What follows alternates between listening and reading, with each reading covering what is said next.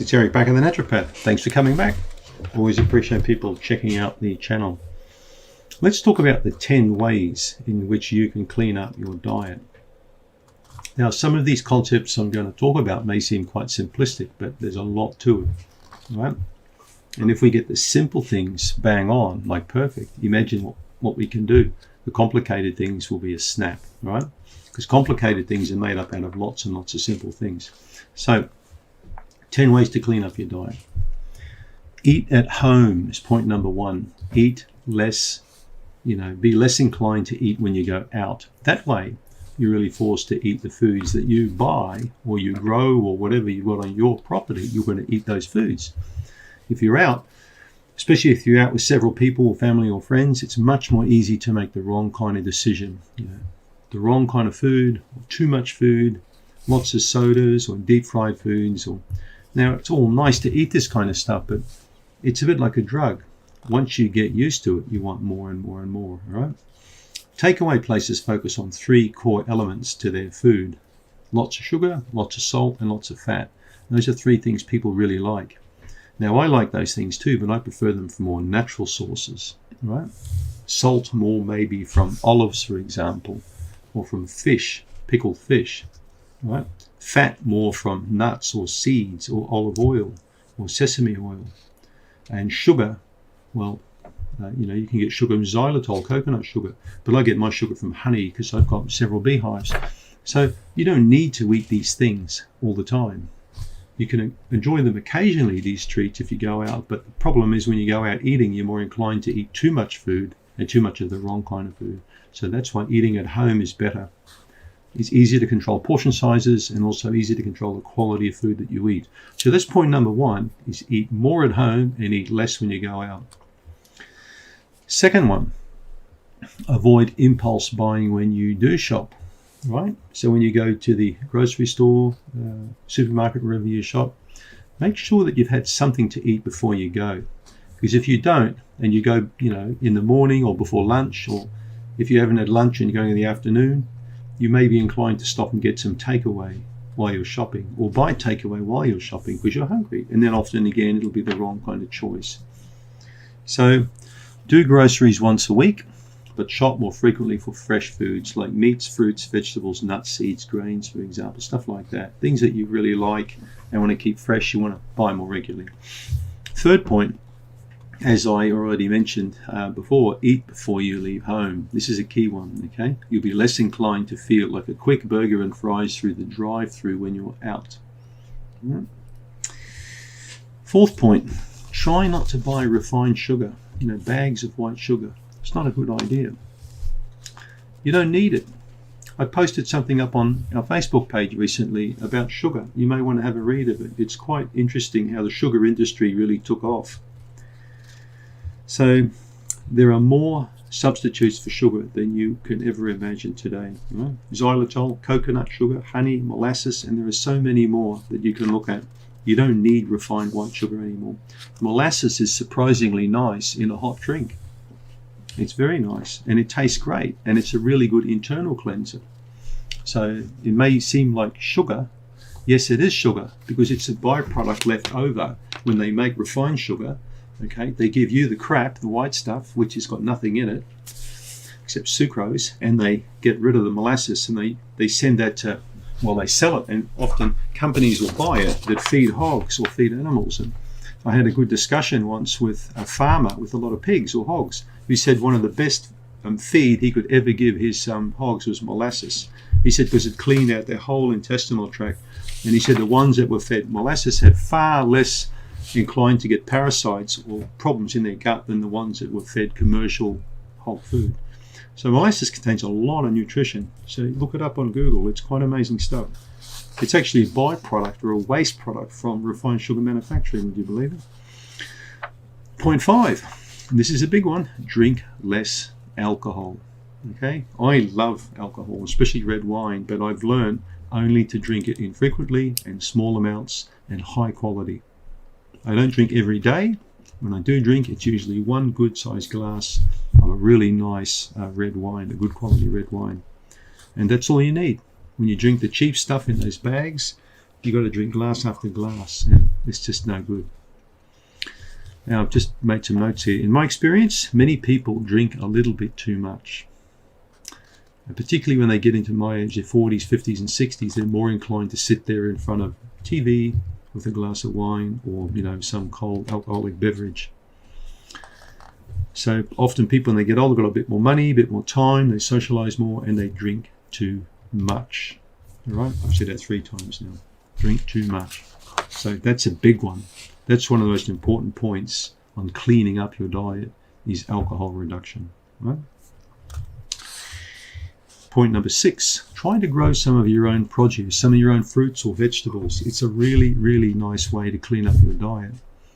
That's right. It's a very clever idea, particularly if you're not going to use chemicals to spray to kill weeds all around the place, particularly if you're not spraying chemicals all over the plants that you're going to eat. It's going to give you a lot of satisfaction. I mean, I know many people during this COVID period have taken up, as you can say, the indoor garden. A lot of people are doing indoor gardening now, but you can also look at vegetable cultivation. Seeds are easy to get, and I've got a lot of tomatoes going in this year. I'll talk about another time about the moon glow, the yellow tomatoes. Go to Google and type in moon glow tomatoes, especially in New Zealand, and have a read about the lycopene in moon glow tomatoes. I prefer to grow the heritage or the old varieties of things because they're packed with nutrition. Today, everything's bred for colour and sweetness, not really for nutrition anymore. So even herbs, you could grow some parsley, for example, in a pot. A very simple thing to do. And it's very rewarding and very satisfying and cost-saving. Right? So that's point 6. Try to grow some of the stuff that you eat. Maybe you could put in a lemon tree. Maybe you could put in an apple tree. Point 7. Get used to drinking water. Plenty of water. Especially when you're hot or thirsty. So how do you know when to drink? Well, you'll know. When you get intuitive and you drink a lot of water like I do, you'll know when you want more water and when you want less water. You don't always need to drink 8 glasses of water a day. Right? You're not a robot, but you need to drink. And particularly now we've got spring coming into summer, so I'll definitely be drinking more water than I did last year. And your skin will really improve as a result. Number 8, ditch the cheap blended vegetable oils. Every time I go to a supermarket to buy toilet paper, this is probably the only thing I buy there, I see these big containers of vegetable oil, blended vegetable oils. They're clear, they allow the light in. Not a good idea. When you buy oil, it's best to buy oil in bottles that are darker, that allow less light to go in, less oxidation occurring there. You need to buy premium oils if you can and use them in small amounts. But vegetable oils are not too good. And deep frying is that's just crazy. People who deep fry large pans of bubbling oil and put stuff in it. Shallow frying a little bit of olive oil is not a bad idea, but how many people watching this, for example, if they went to your house, would I find a deep fryer in your kitchen or in the pantry somewhere, maybe with oil that needs changing or that's a bit on the nose kind of thing? I had an auntie that did that. Every time she deep fry some fries, then she let it go cold. She's a Jewish auntie. She would run it through cold oil through a stocking and squeeze every bit out and throw all the crap out, and then the oil got darker and darker, and it got to the point where I didn't want to eat those fries anymore. Yeah, so don't keep reusing oil, because every time you heat that oil up, you're breaking the bonds down, you're saturating it further. You shouldn't really do that. Oil should be used once, then binned. You don't keep using oil and oil and oil. It's not a great idea. So shallow fry, as I mentioned, I put some choices here. Ghee, lard, coconut oil. In fact, duck fat is beautiful. I tried some duck fat the other day, but lard is what I use quite a lot. Now, in the 30s, 40s, 50s, and 60s, lard was very, very popular. In fact, I've seen pictures of really skinny people. A picture of a guy holding up a baby, eat lard, and this guy's must weigh like 50 pounds or something. Lard doesn't make you fat. People have heard of that term lard ass and all this kind of silliness and stuff. It's the crappy fats that make you sick, and it's all this high carb stuff that people eat make you sick, but good fats won't do that. Coconut oil, ghee or clarified butter, beautiful in Indian cooking. There are many different fats you can use, so have a good look. Butter is a good fat and not a bad one. So many people still have this misconception that butter's bad for you and margarine is better because it's made by man. Yeah, well, I can tell you other things that man made that aren't good for him either. Clean out the fridge and pantry. That's number 9, okay? Point number 9, if again, you invite me to your place, let me have a go through your refrigerator, and I'll probably have to bring a big plastic garbage bag and say, whoa, you've got this bottle of sauce up here. How old is it? Oh, I don't know. I used that about 4 years ago when we had Auntie Mary over. I said, bin it. How many times have you seen something that needed throwing a long time ago? Molds grow in these foods. Have you ever opened up a container and seen mold in it and scraped it away a bit so you could get the stuff underneath? This is how people get sick. So always look at expiry dates and bin stuff that needs binning. Keep your fridge clean. At least once, if not twice a week, take the vegetable crispers out and wash them right down. A couple of drops of vanilla essence is really nice. If you get the pure stuff, not the fake stuff. Just put 2 drops of pure vanilla essence on a clean cloth and just wipe that on the inside of your vegetable crisper. You smell that. It smells beautiful. And it stays nice too.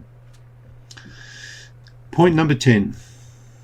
All right. Now, many people won't agree with this, but I think it's a good point. Have at least 1, if not 2 days of the week where you eat no meat at all. You just eat vegetables. You just eat some legumes.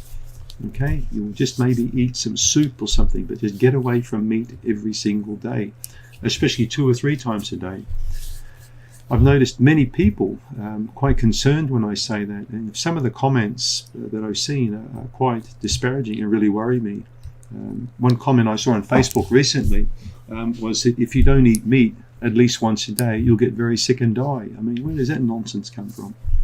And I've seen other comments where people say that if you need to eat meat-only diet because that will starve the candida. I mean, this is just stupid talk. It doesn't mean anything. So, but if you are a meat eater, and I am, and a lot of people are, but I'm not really a red meat eater anymore. I go more for fish.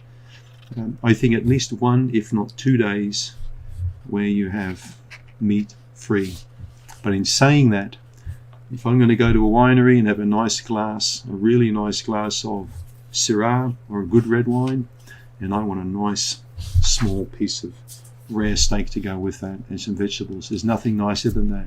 That's what I call eating out. Costs a bit more money, but it's quality. You spend a few hours there relaxing.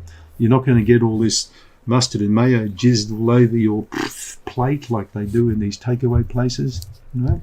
So much better quality food. If you are going to eat meat, remember, keep the portion sizes nice and small. It's a way better idea, but at least once or twice a week, if you can, cut the meat out. That's how you clean up your diet. And those are my 10 points. Thanks for tuning in.